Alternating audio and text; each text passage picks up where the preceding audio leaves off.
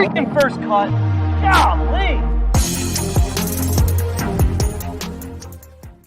Welcome to the First Cup Podcast. I'm Rick Gehman, and this is your mega preview pod for this week's Fortinet Championship, the start of the FedEx Cup Fall. We'll figure that out. Joining me to break it down along the way, Patrick McDonald is here. Patrick, hello, sir. Gentlemen, hope everyone's having a great Tuesday. FedEx Cup Fall, a true where were you moment. I believe it's all one word is how the PGA Tour is packaging it, and could not be more excited. We are entering a new era. Mark Immelman is here. Hello, Mark. I'm here. It's a new era. You're right. I'm looking forward to it. I'm so into vacation and being at home and homeschooling that I didn't even realize there was the BMW Championship at Wentworth going on. So nice to be back. Yes, we will talk a bit about that as well, because there are some big boppers playing across the pond this week. Kyle Porter is here. KP, hey, bud. What's going on? Is Patrick, do you know which letters you capitalize in FedEx Cup Fall? I think FCF, first cut fun. If it's anything like the PGA Tour usually just capitalizes everything. That's a good point. Remember the caps lock slam? It was like the PGA Cup, Zozo players. I would say the 3M. The 3M, the players. There was an. Is the True Championship all caps? What a crazy like when I get on the transcripts and you're like, why is Tour like all caps? I don't get it. It's not an acronym. Honestly, the craziest thing is that the Memorial is lowercase t, upper capital M. It's like we lose all sensibility as it relates to grammar. What are we doing here? Hey, I got a question for the group. I was thinking about this. I took my son, so I'm coaching my son's flag football team. He's in 4th grade. I'm a terrible coach, but I'm doing my best. And we took him, me and this other guy that I'm coaching with, we took him and the like all the 4th graders to this high school football game on Friday. It was not a very good game. And I asked some of the other dads that were there, if you gave 10 of us dads, so we're all like mid to late 30s, maybe early 30s for some. If you gave all of us dads, like if there were 10 of us and you gave us Mahomes, could we beat a decent, not decent, like a bad local high school football team? So could Patrick Mahomes beat a bad local high school? And like 10 bodies, yes. It's the way that I'm hearing this, because I'm not sure I'm contributing all that much to this team. Some of the dads were like, oh, of course we would beat them. And I said no. Who's he going to throw it to? Huh? Well, I mean, I'm not like run it in a wheelchair. I can like run a route. The problem, Rick, is that I would get injured.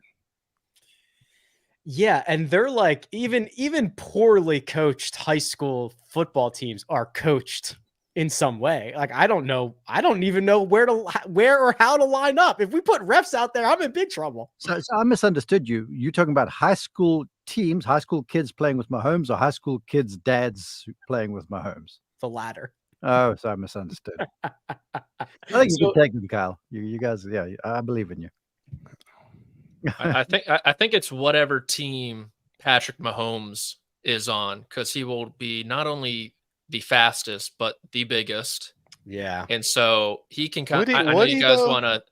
Oh yeah, you're a bad. So you're probably thinking like a Catholic school football team. The biggest guy's like 6'1". The center's like overweight, hasn't really grown into his body yet. There's also, here's the other thing. Kyle is in Texas, so the bad high school teams are probably like, we have to get out of Texas for this. We've got to get somewhere else. We got to go to like Iowa. Yeah. Okay. Good lineman in Iowa though.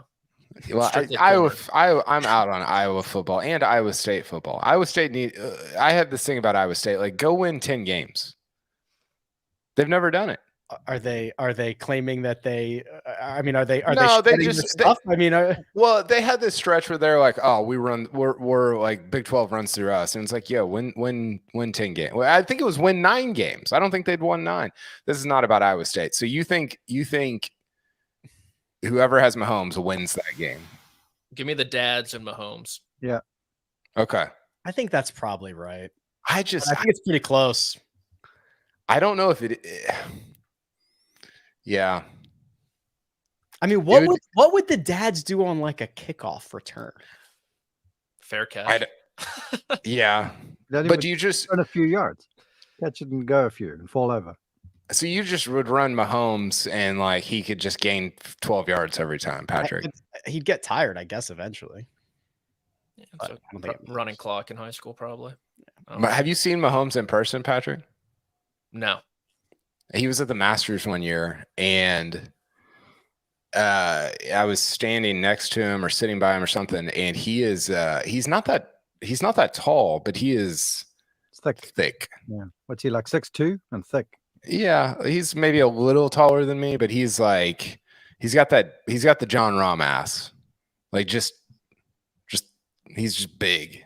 6'2", 225 officially.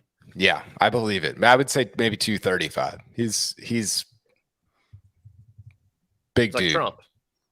Right. Exactly.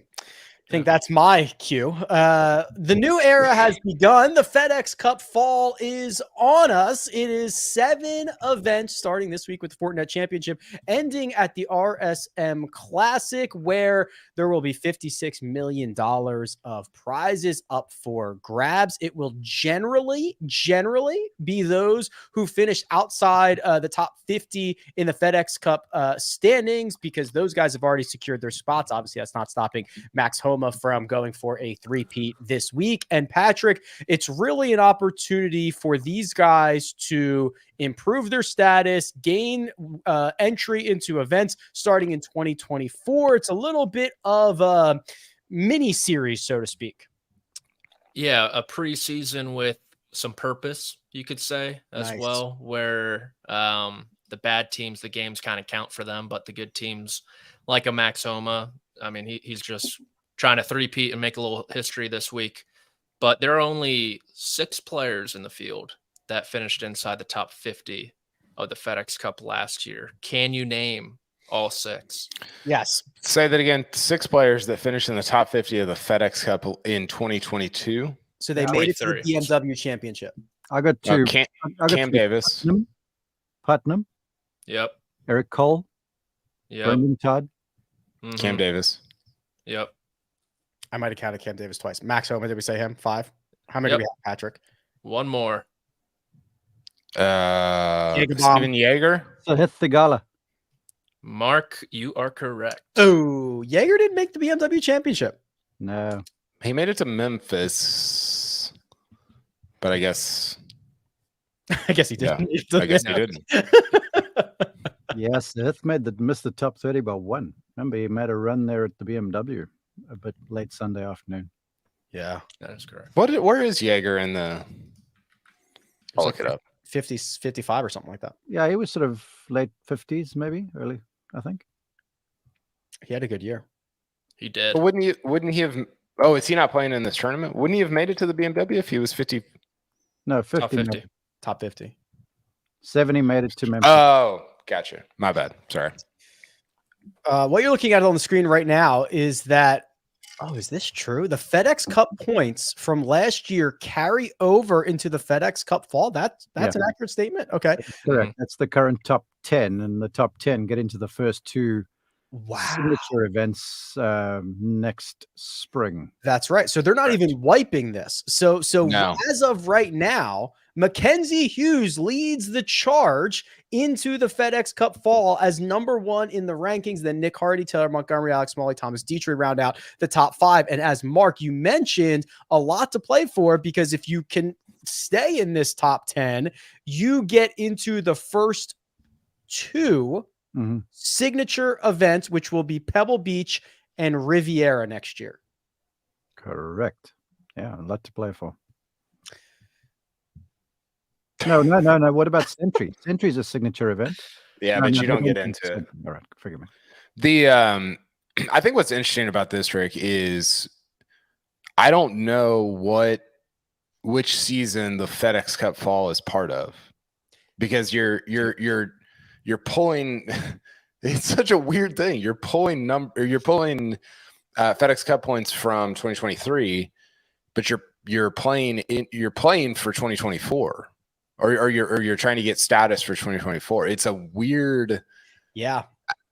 I mean, I think what Patrick said, it sounds cheeky and like silly, but preseason with a purpose is kind of it, right? Not a bad tagline. I will tell you that according to the data feeds from the PGA Tour, they are classifying this as a 2023 event, which means there are now technically 2 Fortinets and 2 RSM Classics in 2023. So for those of you out there dealing with data, it's a nightmare.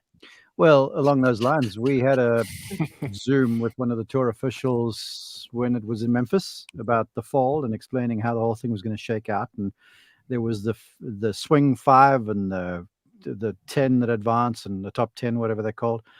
And then the rookie of the year, this stretch of golf counts towards this year's rookie of the year. So Eric Cole, for argument's sake, doesn't have it locked up just yet.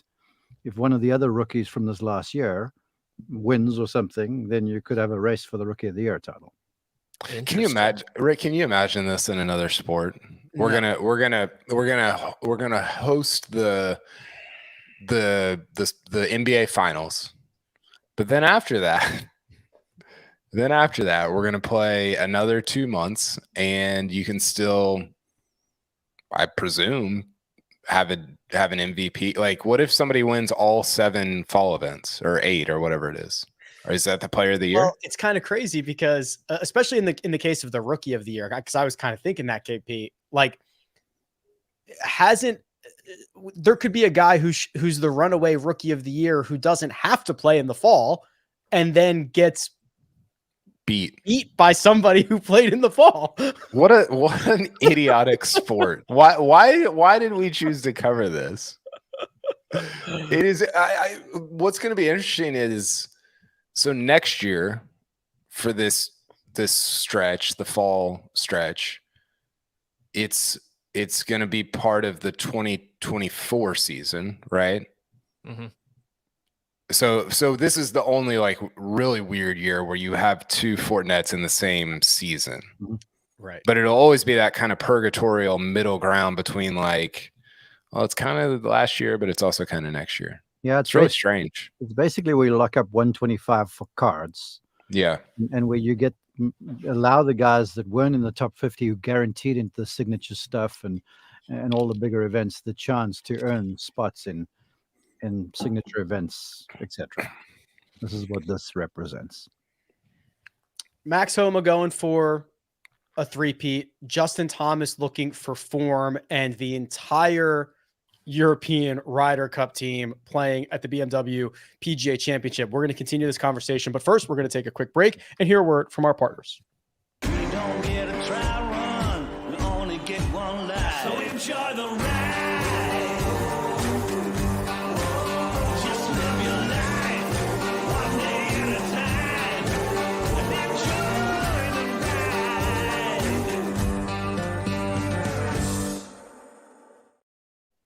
And we're back. 2 real big boppers at the top of this field, Patrick. Max Homa, will start with him.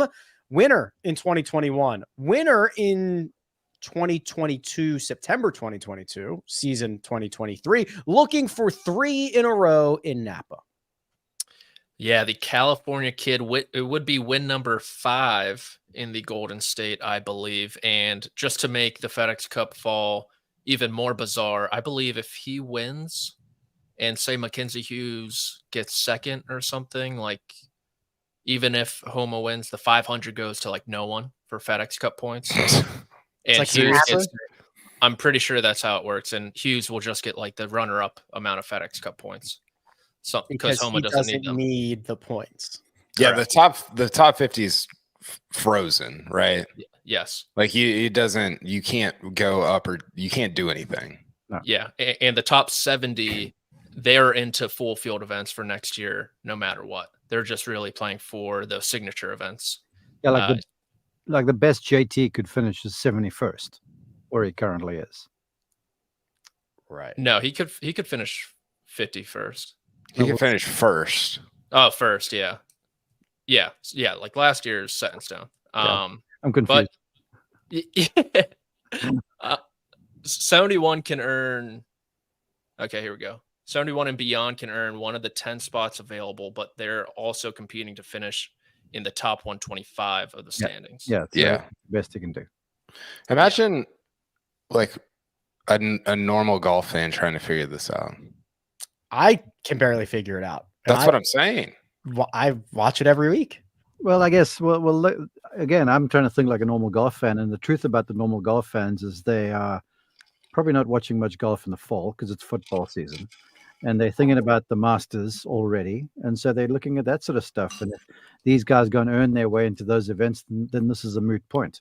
This is just shuffling people around on the tour and giving some Corn Ferry guys a little bit of room as well. Yeah, it really, the normal golf fan doesn't care about the order of merit anyway, KP, or it's just the field is presented to them on Thursday or on Saturday or Sunday when they tune in, and that's what they get. It is larger kind of career implications for, whatever, 50 to 125 personally, but like my dad doesn't care. I think, okay, I got a question for you, Rick.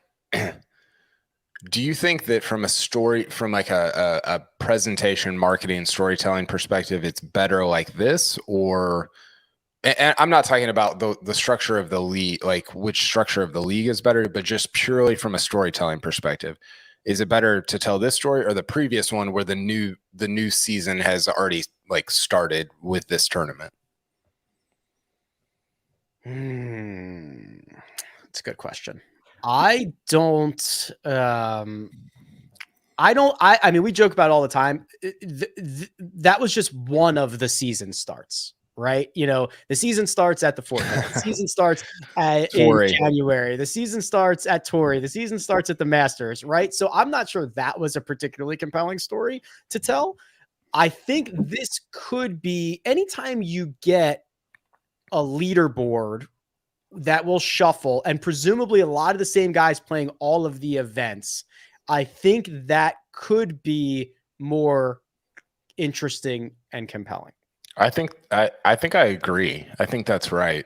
I think the hard part is it's almost like it's like one of those. It's like you've dealt with this like code when you're writing code.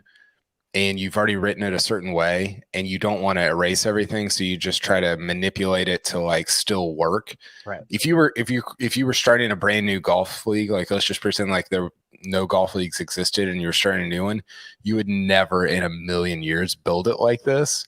Right. But they're so deep into it that it's almost like easier just to continue and try to.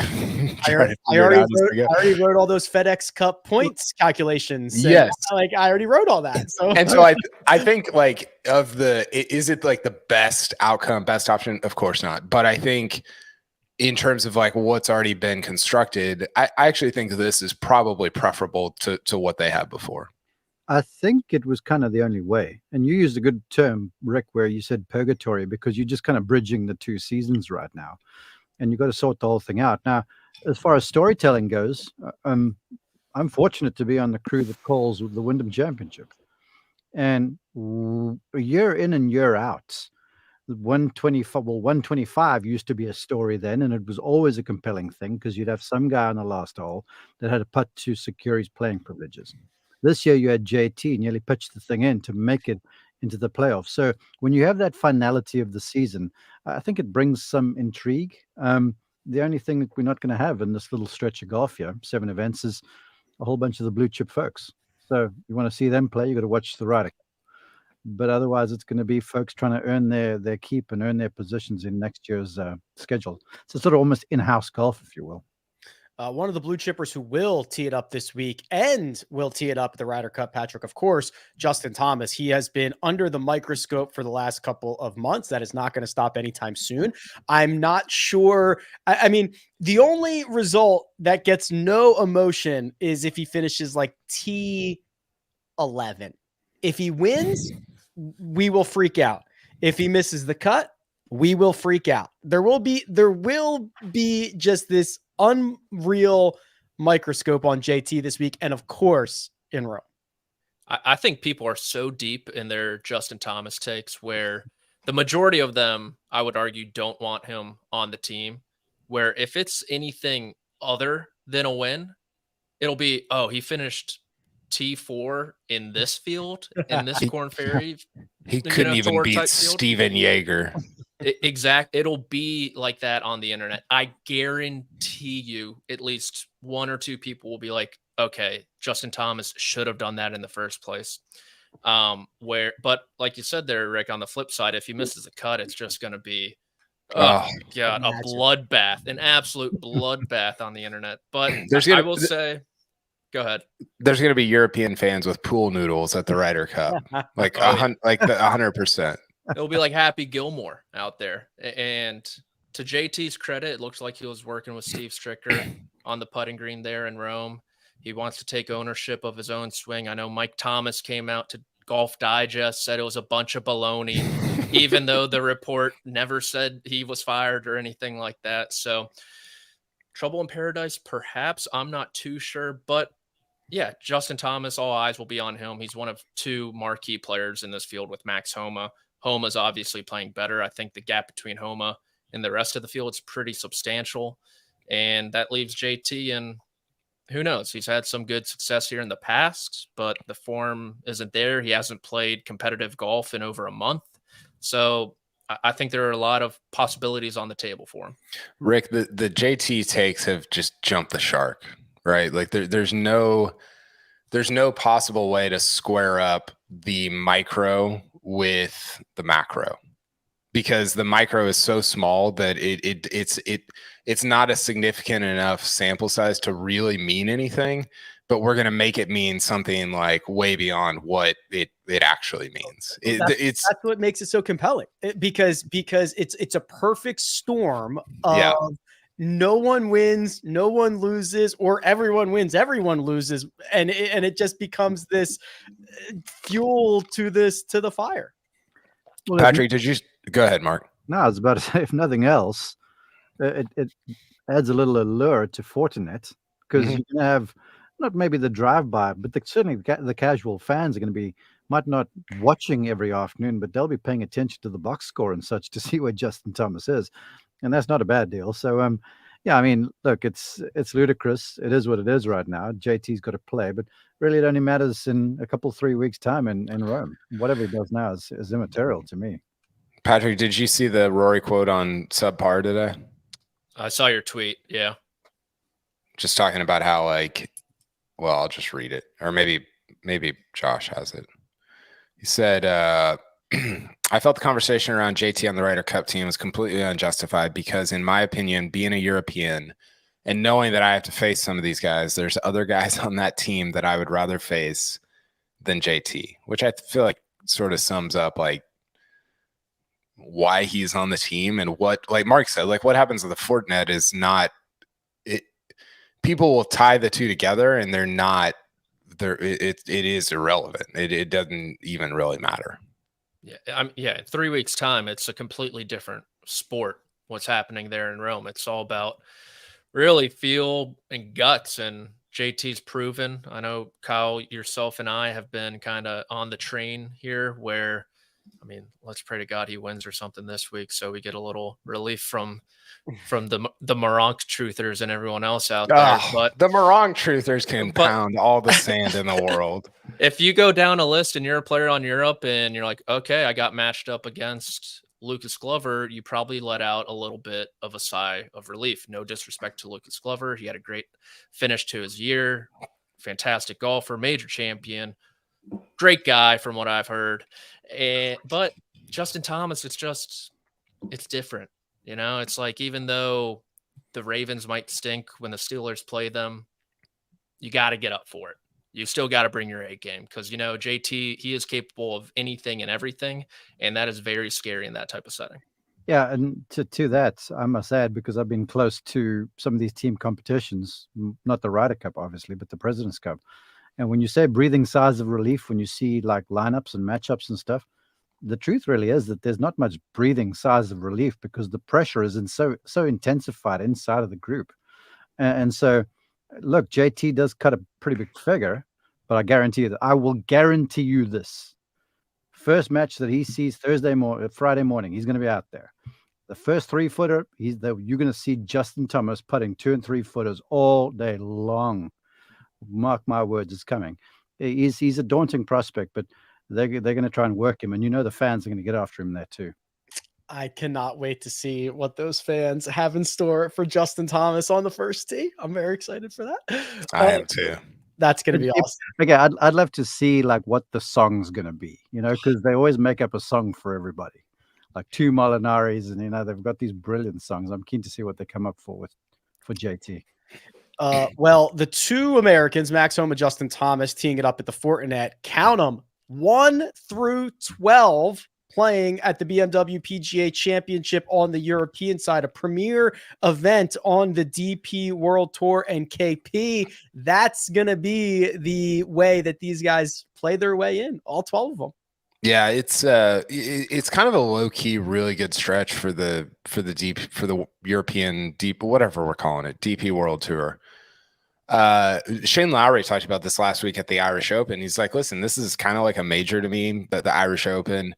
You got Wentworth, which is this week, where he won actually last year. It was the last time that he won a tournament, and then on into the Ryder Cup. So it's a really good run. It gets a little bit hid because it's like between the Tour Championship and the Ryder Cup. But this is, last year Lowry beat Rahm and Rory by 1 to win this tournament, which is, that's a tremendous outcome for kind of the flagship European Tour event. So I'm pumped about this week. There's a ton of storylines.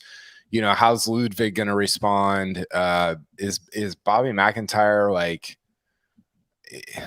I don't know, man. Like to me, he seems like kind of the weak link on the European side.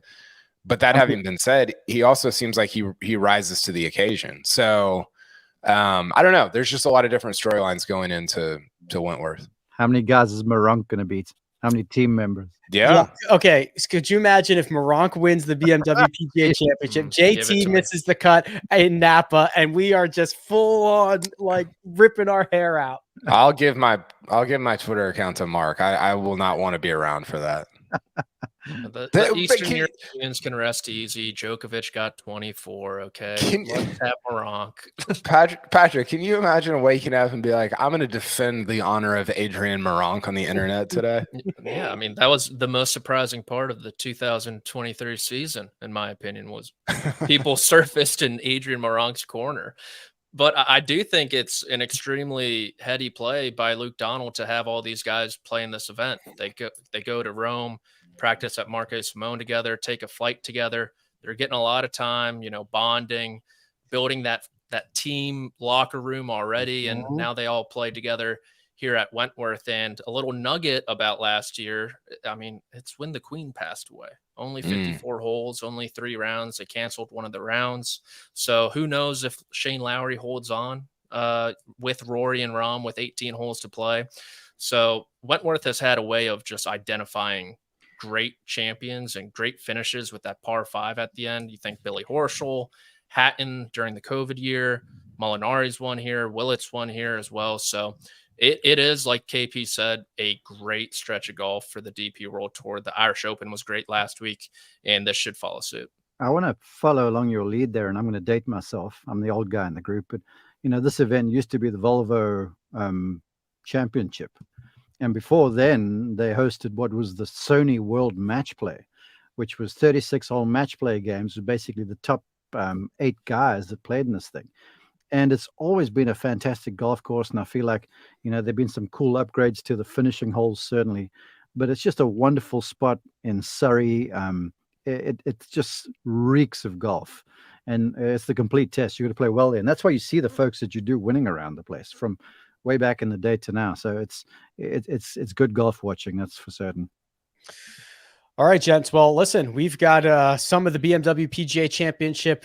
We've got wagers mixed into our best bets. We've got no one and done. We'll save that for January, but we still have lots of work to do. We'll hit that one and done after a quick break.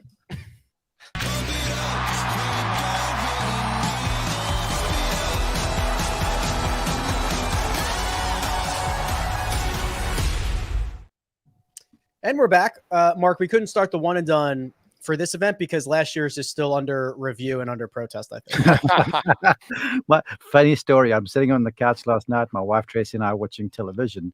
And I'm just going through some golf swings on Twitter. And she looks at me on my teaching app. She looks at me. She goes, "Hey, whatever happened in your little first cut league?" I'm like, "You mean the one and done?" She goes, "Yeah." She goes, "I won. I won that." She goes, "Well, that's good stuff." There you go. Well done. Well Thank you, Joseph. Thank you, Joseph. Yes, Patrick. This is it feels like a fresh slate. We've got we reset, right? Our bets, Josh, I'm assuming, because absolutely. Yeah. Oh, look at this. Absolutely. Beautiful.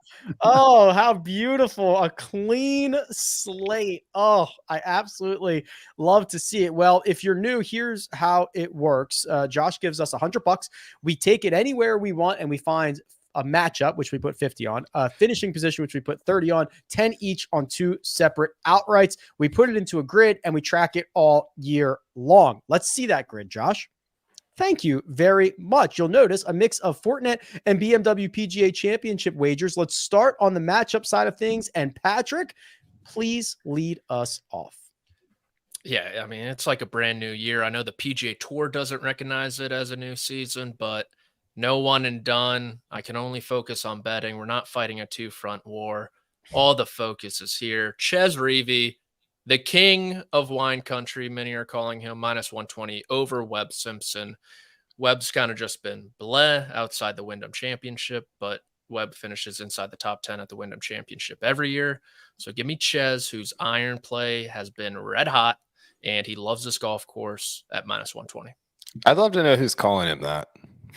Everyone. Johnny Miller. Thousands. People around Silverado Resort and Spa. The king of wine country. Chez Reavie. Patrick, I like that bet, but just a nugget. Joan Mayo, I was catching up with him whenever it was. Webb Simpson's working with him now. Mayo's the guy who helped Victor Hovland, iron out the short game woes.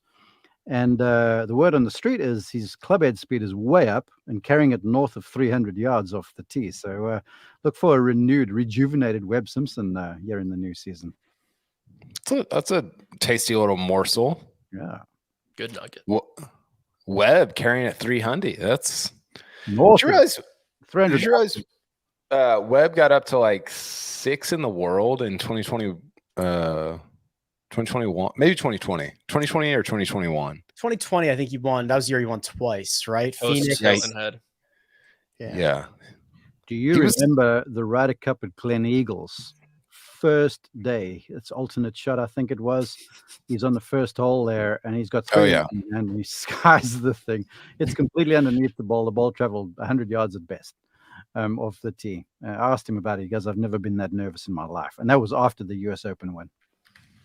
That's a good one. I do remember that. Reavie over Simpson for Patrick. KP, what did you do here? Yeah, so I did a bad job of telling the story here. I picked Nikolai Højgaard to win his group at the BMW PGA Championship at +360. Now, it would be helpful to know who's in his group, which I didn't put on there, but it's Justin Rose, who's the favorite, Billy Horschel, Adrian Meronk, the internet's favorite son, Adam Scott with Højgaard. So those are the 5. And again, Rose is the favorite, then Horschel, and then Meronk, Adam Scott, and Højgaard are all +360. All right, so Nikolai Højgaard to win his group. I went with Eric Cole over Andrew Putnam. I think that on a golf course that doesn't force you to play out of the fairway, that is a very good story for Eric Cole. Mark, round us out with your matchup, please. Going with a guy I feel like's found the fountain of youth in Matt Kuchar over Doug Ghim +100. This is the perfect golf course for Kuch. It's 4 par 5s, reachable, all of them, for everybody basically in the field. Small greens, so you got to hit the thing pretty accurately, I feel like. And you say it doesn't reward playing from the fairway. I feel like it allows you more control from the fairway, certainly. So that's right up Cooch's alley. So he's been playing super well here in the latter part of last season, this year, or whatever it is. So I'm going with the old guy. Yeah, the old guy over Doug Gim. I actually found Doug Gim in my finishing position wager. Top 20 plus 225. He is back to being a very solid ball striker. There are concerns that he could lose 9 strokes putting like he has done recently, but I ride with Team No Putt in Doug Gim. KP, you can kick us off here with a finishing position on the World Tour. Yeah, I've got Rory top 5. He was in the top 5 briefly last week and then completely ejected with 4 water balls on Sunday, which was kind of a tough scene. But listen, like we talked about this earlier, Rick, he's playing the best golf, at least statistically, that he's ever played, which is kind of crazy to me. Were you surprised by that? I guess so, because he's been as great as he's been, and there have been years where he's won more frequently, but I don't know, I feel like we've been monitoring it pretty closely for the last 12 months that like this has been spectacular stuff. I don't care about the wins as much. So statistically, the 2 best seasons of his career, last year, this year, and then 2014 comes in 3rd, 2012 is 4th, and then on down the list. So yeah, he's been awesome. He's finished in the top. Let's see here. He's finished in the top 5 in 1, 2, 3 of his last 4 starts, and 3 of the all 3 of them were on the PGA Tour. And he's finished in the top 10 in 1, 2, 3, 4, 5, 6, 7, 8, 9, 10 of his last 11. So kind of like his chances here. Yeah, pretty good. Plus 170 to finish inside the top 5 for Rory McIlroy. Patrick, you also took a big bopper to finish near the top of the leaderboard. Max Homa, top 10, plus 110. I think the gap between him and the rest of this field is substantial. He is clearly the best player. You get him in California. Of course, he loves. I don't know if he can get it done for the 3rd straight year, but I know he can get inside the top 10. The 10th favorite in this tournament's who? Like Mark Hubbard, Davis Thompson. No disrespect to them, but sounds like a lot of disrespect. Max Homa is just far and away the best player in this field, and you're giving me plus money for a top 10 finish. I thought it was intended to be disrespectful. Okay. No, never. No disrespect. Max Homa, top 10. Okay, Mark, round us out on finishing positions, please. Yeah, another Californian boy. He can putts from San Jose, and he's really been solid the entire season to me. I'm going with Justin Suh, top 20, plus 240. I think that bet really jumped off the page to me when I saw that one. Yeah, he is an unbelievable putter. He is rolling the rock. His entire short game is magical. Yeah. But on the greens, he's special. Yeah, really, really good stuff. 2 separate outrights. Mark, I'll just kick it right back to you here because we've been circling these names. You've got them both on your outright card. Yeah, well, everything Patrick said about Max Homa, he is the class of the field. And then speaking of class of the fields, Rory's been great this season. I hadn't spoken with you guys since the Tour Championship when, I was there and I was watching him play, and I was somewhat disappointed, but of course he was battling the back injury, but he got progressively better. But he showed me a little something just about his mental acumen and his sort of stick-to-itiveness, something that I always felt like he was a thoroughbred. So if he had the lead, he'd just run out way ahead of you, and he couldn't mix it up in the trenches. But he showed me he had some, but I was still disappointed with the way he hit it at Eastlake. But that being said, he's Rory, and Wentworth, he's won there before, runner-up last year, as Kyle said. So I'm going basically with the 2 favorites in both events.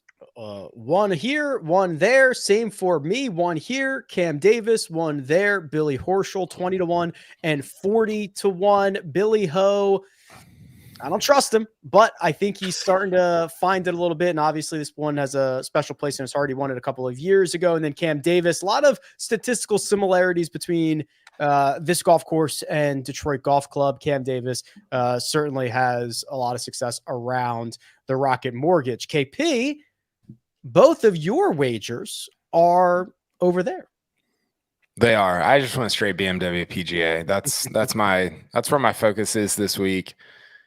Shane Lowry finished in the top 5 last week. Really one of his better showings of since the Honda. It's his first top 10 anywhere since the Honda. He's been playing decent golf. I think got a little bit of a bad rap for not finishing in the top 10, but it was all like T11, T12, T10, or T13, different finishes like that. So I like him. And then Minwoo's kind of vibing right now. He's finished in the top 10 or the top 15, I guess, in 4 of his last 6, kind of all over the world. You throw a major in there, T7 at the Irish Open last week. He's been playing some really good golf. So I'm excited to see him. And I love the number that he has at 28-1.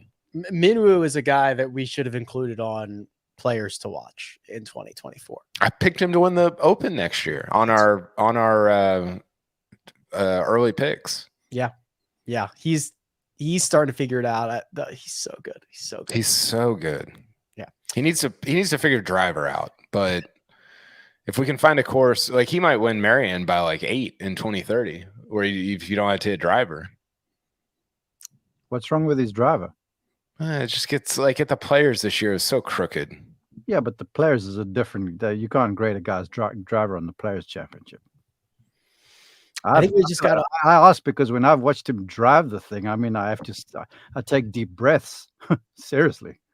We just got a way too early selection. Kyle picking Minwoo Lee to win the 2030 U.S. Open. Put it on the record. Yeah, put it on the ledger. All right, Patrick, round us out here. You've gotten creative as usual. What did you do? Well, we do have a bit of a hanging Chad situation. I told producer Josh of a late switch to my pick. Even though I do like Eric Cole this week, I decided to go with one Rory McIlroy, first round leader, 18-1, and I coupled it with Tommy Fleetwood, first round leader, 25-1. I have zero patience this week, so I want these bets done by Thursday, noon my time. And Rory McIlroy, 18-1, you get that price for a first round lead in a major championship. So I'm going to do it here where the best players are all 12 of the European Ryder Cup players. And after that, it falls off a smidge. So I like those 2 bets. Rory and Tommy to lead after the first round for Patrick. Rory and Max to win for Mark. Lowry and Minwoo for KP. And I'll take Cam Davis and Billy Horschel. That leaves us, gentlemen, with just one final thing to do. It's our extra 50 bones, our best bets where we can take $50 and put it on anything in the whole wide world that we want.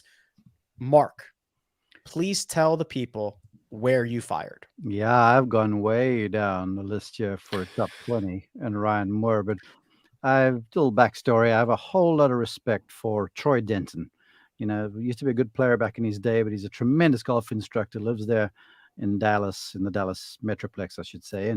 And he's worked with Ryan Moore for a while, and I saw some footage of them the other day, and Ryan Moore looks like he's starting to find the old Ryan Moore in terms of the golf swing, the swagger and such. And look, he's a West Coast boy and a West Coast kind of a golf course. So top 20 for Ryan Moore plus 550. That's a really nice bet, and I'm happy to go there.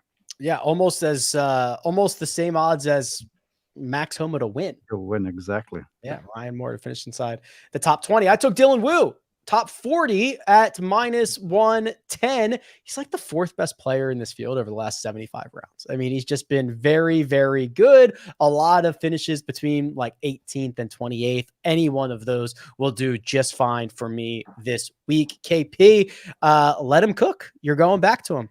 Yeah, back to Minwoo, the flusher, plus 125 to finish in the top 20. And it would not be a start of a new season, a start of a new era of hope, if Patrick did not put together a positivity parlay. And that is exactly what you've done, Patrick. Glass half full during the fall swing. Sorry, the FedEx Cup Fall. But we're going to the DP World Tour. I'm catching what Kyle. I'm picking up what Kyle's throwing down with Minwoo, and I like him a lot this week. So he's in the made cut parlay. Tommy Fleetwood, obviously. Alexander Bjork. Ever heard of him? He's been tremendous. He missed the cut last week. Ryder Cup snub. I don't think it's going to happen 2 weeks in a row. Alex Bjork doesn't miss 2 cuts in a row. No. And Aaron Rye, quietly, 8th in this field in total strokes gained over the last 3 months. So potentially another Ryder Cup snub. Snuggie. I'm all over the place. I've had too much caffeine today. All those plus 150 to make the cut. I thought about adding Rory for plus 170, but sticking with 4. Should we I'm looking up the odds to see who the Jets are going to sign. Which quarterback the Jets are going to sign now that they're what you got to lean on this one, Patrick? What's the Brady number? I'm hearing Jameis. 20-1 is the Brady number. It's too low. What about Flacco? Jameis? Where's Jameis? What's he doing? I saw Jameis was like 3-1. Is Chase Daniel still in the league? Mario Mariota. There's one. Why can't I find this? Joey Harrington. Legend. What are you looking up, Rick? What are you looking for? I was looking up the odds, but here we go. The favorites.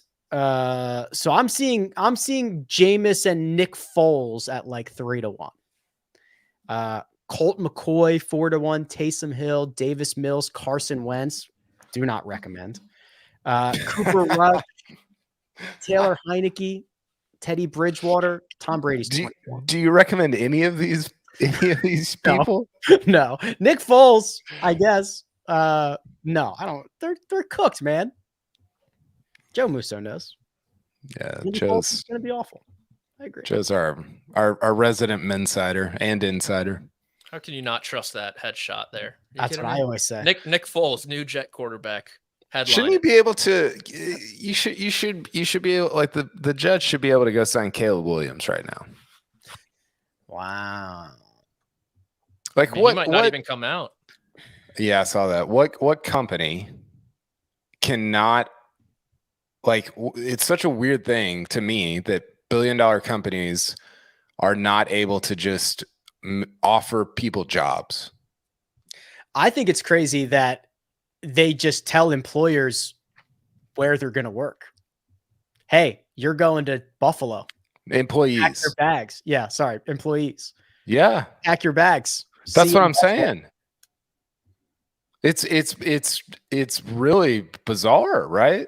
I mean, I understand like the functionally, but it's just a strange. Like if you look at other, like it'd be like telling AT&T like you can't make this person an offer. Yeah, I guess if you really wanted to, if you were drafted by a team in, I don't know, like San Diego, and you didn't want to go there, but instead you wanted to go to like New York, you could probably game the system somehow. So you get to play in New York instead. Could probably game the system. Yeah. All right. I guess that'll do it. Anybody else have anything else? No? Going once, going twice. We'll be back Sunday for golf recap of what happens this week. I'd like to give a big thanks to producer Josh. He does all the hard work behind the scenes. Patrick McDonald is available on Twitter at Amateur Status. Mark Immelman at Mark_Immelman. Kyle Porter at Kyle Porter CBS. And you can find me at Rick Rungood. This has been The First Cut. We'll catch you next time.